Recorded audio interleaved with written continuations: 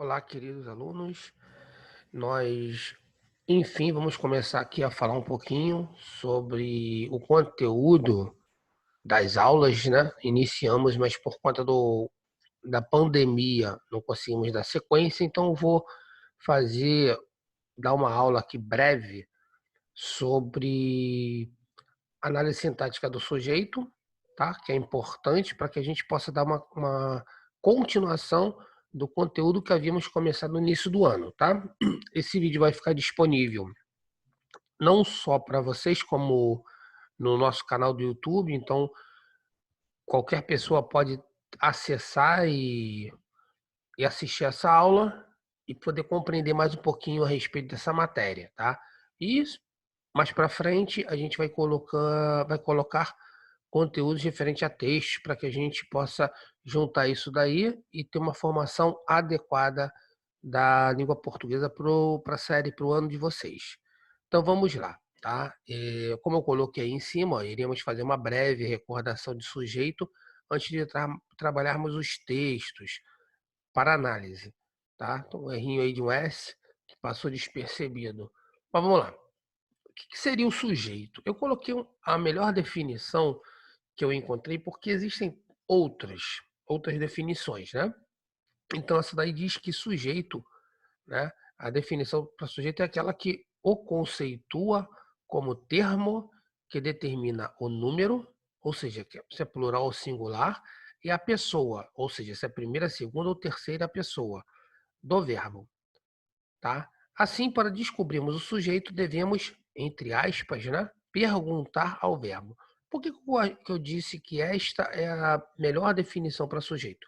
Porque quando eu digo que esse termo ele determina um número, eu estou querendo dizer que através do verbo, né, eu consigo descobrir quem é o sujeito, ou seja, o verbo pode estar no singular ou o verbo pode estar no plural. Uma coisa é eu dizer que os marinheiros saíram do navio, está no plural. Então, eu não posso perguntar quem é que saiu do navio, eu vou ter a resposta de marinheiros. Como posso dizer que o marinheiro saiu do navio? O verbo, nesse caso, estará no singular, terceira do singular. Saiu. Quem saiu? O marinheiro. Tá? E digo também que esse termo determina a pessoa. Por quê? Porque tanto eu posso dizer que eu avistei aquela mulher, como eu posso dizer nós avistamos aquela mulher, ou eles avistaram aquela mulher. Então, eu tenho aí primeira pessoa do singular, eu avistei, né? Eu tenho primeira do plural, nós avistamos, e eu ainda tenho terceira do plural, eles avistaram. Por isso que esta é a melhor definição. Agora, existem outras definições, talvez até mais incompletas. Por exemplo, quando se diz que o sujeito é o termo que determina a ação, vamos dizer assim. Na verdade, nem sempre o sujeito vai determinar a ação. Se, por exemplo, eu encontrar uma frase do tipo, é, aquela senhora recebeu a carta vinda dos Correios. Ou seja, aquela senhora recebeu, ela não está praticando ação. Na verdade, o verbo receber dá uma ideia de passividade, ou seja, de sofrer ação. Então, dizer que o sujeito é aquele que pratica a ação fica um pouco incompleto nesse sentido. Então, e fora que existem casos de sujeitos inexistentes em frases, né? Que é algo que nós vamos falar em uma outra aula, tá? Para não ficar muito extensa essa aula. Então, essa seria a melhor definição, tá? O sujeito determina o número e a pessoa do verbo. Então, vamos ver alguns casos. O primeiro caso, a primeira classificação de sujeito é a de sujeito simples, tá? Qual é a classificação? Qual a ideia de sujeito simples? É que ele possui um só núcleo. Agora, eu preciso compreender o que é o núcleo, tá? O núcleo seria a palavra mais importante dentro de uma função sintática, ou seja, dentro da estrutura de uma frase, tá? O núcleo ele pode ser um substantivo ou um pronome substantivo. Então é preciso lembrar para vocês que substantivo é tudo aquilo que eu dou nome, né? Vamos entender assim de uma maneira bem simplista.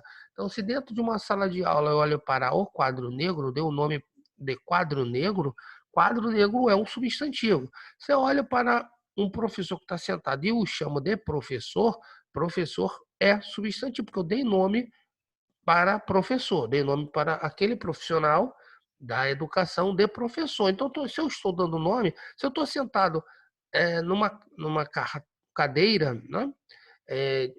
Estou numa carteira, vamos dizer assim, e existe um caderno à minha frente, eu dei o nome daquilo de caderno, aquilo passa a ser um substantivo a partir do momento em que eu dou um nome para aquele objeto, tá? Agora, o que é um pronome substantivo? O pronome, substantivo é aquele que substitui o substantivo. Por exemplo, se eu digo que Marquinhos faltou à escola hoje, e eu troco Marquinhos por ele faltou à escola hoje, o ele está substituindo um substantivo, que é Marquinhos, substantivo próprio. E, na verdade, então, ele é um pronome e ele é substantivo porque ele substitui. Quais são os pronomes substantivos mais comuns? Ó, alguém, alguns, tá? Palavras desse tipo assim, ninguém, são pronomes que eles vão substituir algum nome, tá? Algum substantivo, tá? Então isso aí seriam os pronomes substantivos. Em um ou outro caso, se houver apenas um deles, eu teria apenas um núcleo e aí a classificação será de sujeito simples. Mas vamos ver um exemplo aqui para que a coisa fique bem mais clara. Veja bem essa frase: Pedro saiu para trabalhar. Eu tenho que identificar o verbo. O verbo aí é o verbo sair, ou seja, Pedro pratica. Verbo é ação, né? Nesse caso específico é ação. Então, Pedro está praticando a ação de sair para trabalhar. Então, o verbo é o verbo sair. Pedro saiu. Temos aí o sair. Eu vou perguntar este verbo, tá? Como é que eu faço essa pergunta? Eu uso esse pronome interrogativo quem, né? E vou perguntar quem, e aí eu uso o verbo. Quem saiu para trabalhar?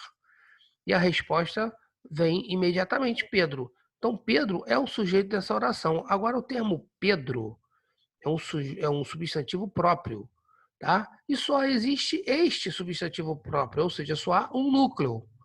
Por essa razão, né? Aí, como eu coloquei em cima, observe que Pedro é o substantivo próprio, só há este, ok?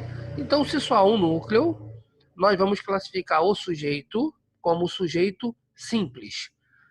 Tudo bem? Tranquilo? Vamos agora para o sujeito composto. Ele vai possuir mais de um núcleo, ou seja, ele vai possuir mais de um substantivo ou mais de um pronome substantivo. Vamos lá. É mais comum aqui nos substantivos, né? Vamos lá. Pedro e Maria foram ao cinema. Agora eu vou fazer a mesma pergunta. Eu vou usar o pronome interrogativo a partir do verbo, né? Do verbo ir. E eu faço a seguinte pergunta: quem foi ao cinema? Aqui, evitar manter o verbo no plural, né? Dizer quem foram, porque o quem ele é indeterminado, então acaba o verbo ficando no singular. Quem foi ao cinema? E aí vem a resposta: Pedro e Maria. Nesse caso aí, nós temos dois núcleos, ou seja, dois substantivos próprios. Temos Pedro e temos Maria. Como temos dois núcleos, neste caso nós teremos um sujeito composto. Tudo bem? Simples, né? Então, apenas ficar de olho aí para não haver confusão na hora da análise das frases. Tá? Eu coloquei uma observação, né? Muitas vezes a oração poderá vir sem um sujeito claramente exposto.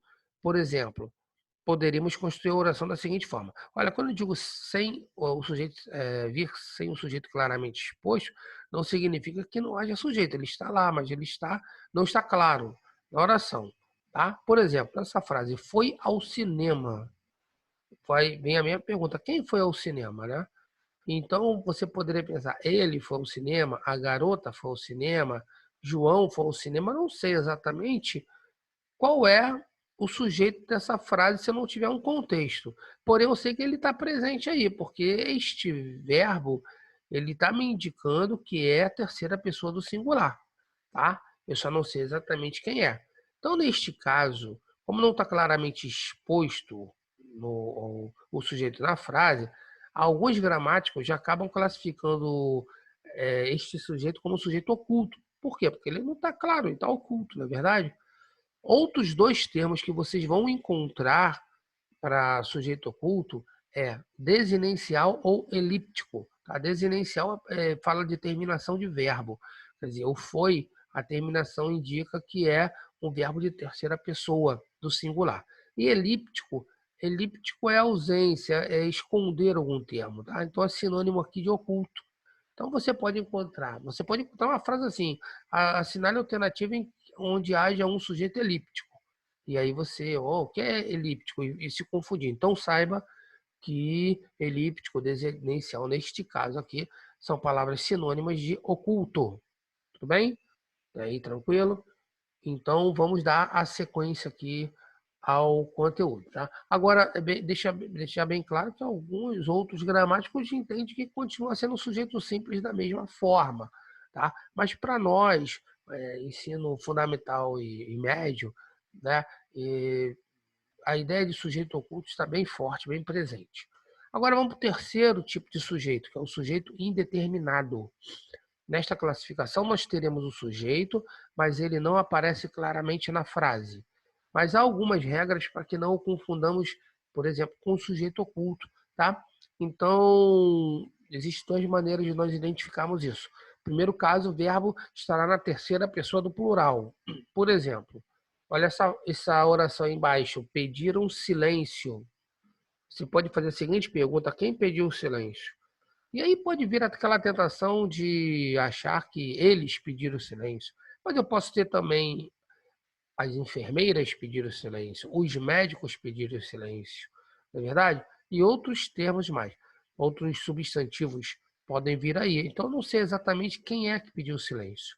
Tá? Neste caso, eu não sei, e para não confundir com o sujeito oculto, toda vez que o verbo tiver a terceira pessoa do plural, e aí esse é o caso, né? Porque olha, eu pedi a primeira, tu pediste segunda, ele pediu terceira, nós pedimos primeira do plural, vós pedistes segunda pessoa do plural. Eles pediram, então pediram está na terceira do plural. Só que não se sintam tentados em pensar que é eles, que é muito simplista isto, tá? Então, numa frase como essa aí, nós teremos a classificação de sujeito indeterminado. Tá? Por isso que eu coloquei, não se sintam tentados a achar que o sujeito é eles e classificar como sujeito oculto, porque errarão a questão. Tá? Agora, tomem cuidado. Eu coloquei, tenham cuidado. Se por acaso esta frase vier dentro de um contexto, haverá sujeito. Por exemplo, olha só que frase interessante. O juiz e o promotor chegaram, pediram silêncio e começaram a julgar o processo, por exemplo. Então, neste caso aí, olha, apesar de estar na terceira pessoa do plural e no fragmento isolado nós não encontramos a presença do sujeito, nós sabemos que o sujeito de pedir um silêncio e de começaram a julgar o processo, por exemplo, é o juiz e o promotor. Então, neste caso, a classificação será de sujeito composto, porque nós vamos ter aí, juiz, um núcleo, promotor, dois núcleos, então vou ter aí o caso sujeito composto, tá? Eu não posso confundir aí com o sujeito indeterminado. Beleza? Vamos lá então. Eu falei o processo, mas a frase é a ação, né? Mas está no mesmo. Nesta frase, o sujeito do verbo pediram é facilmente reconhecido pelo contexto, pois trata-se do juiz e do promotor. Logo, a classificação. Aqui não é sujeito simples, tá, gente? É sujeito composto, tá? Então, por que é sujeito composto? Porque eu tenho dois núcleos, ok? Então, esquecem aí que está escrito sujeito simples, é sujeito composto, tá? Vamos lá.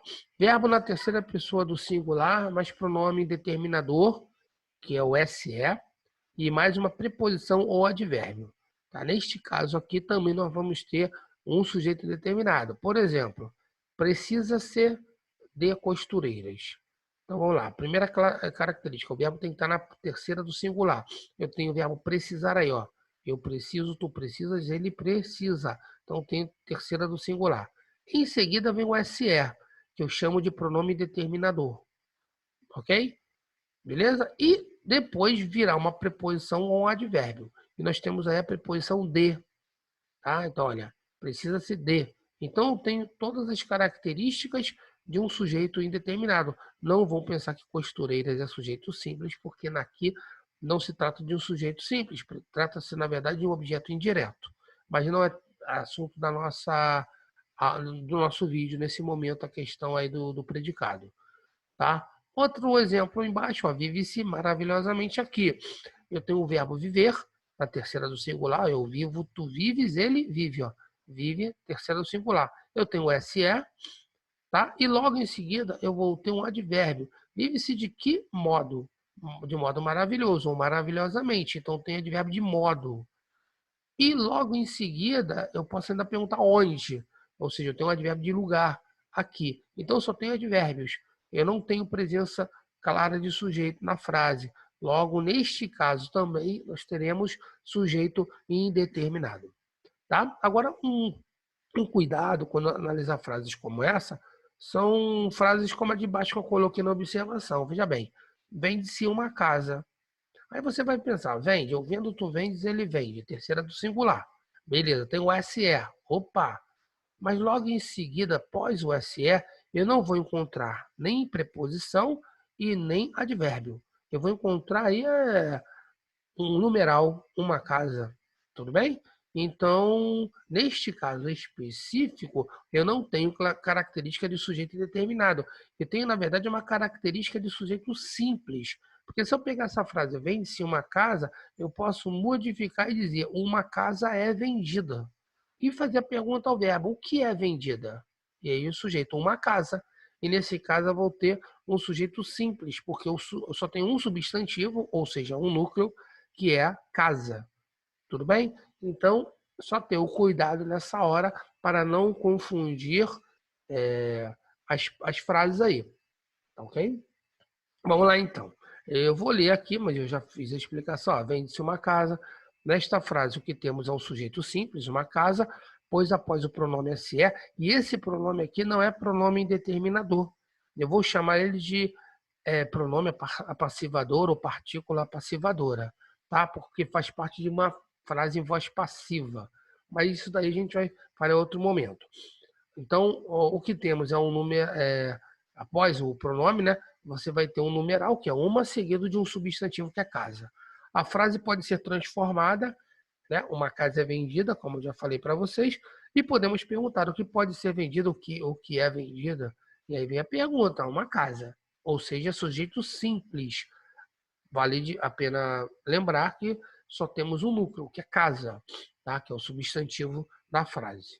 Ok? Beleza? Então, feito isso, nós temos um exercício para vocês treinarem. Vocês vão fazer esse exercício e podem enviar, ou então vocês vão fazer esse exercício, então logo nós retornemos às nossas atividades presenciais, vocês devem entregar esse exercício para mim, tá? E vou cobrar isso até como forma de avaliar vocês nas nossas aulas. Então vamos lá. Classifica o sujeito em simples, composto, oculto ou indeterminado. Então nós temos aí 4 classificações. No caso, a primeira frase, olha, vagarosa, é vagarosa, tá? Tirem o S aí. É só apenas o S. Vagarosa, a sineta bateu. Então, qual o sujeito? Qual a classificação desse sujeito aí? Segundo, a mulher e os filhos aproximaram-se dela. Terceiro, foram João e Maria. Quarto, João foi ao mercado e Maria ao açougue. 5, descobriu-se a verdade. E sexta frase, procedeu-se ao sorteio.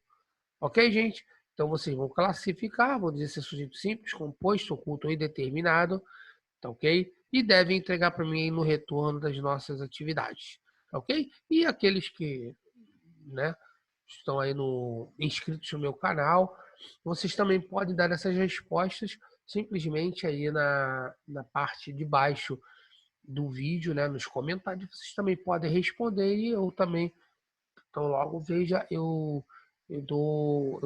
comento o gabarito com vocês, tá ok? Então, eu vou ficando por aqui, tá? Qualquer dúvida estou à disposição, também podem ser tiradas lá no comentário.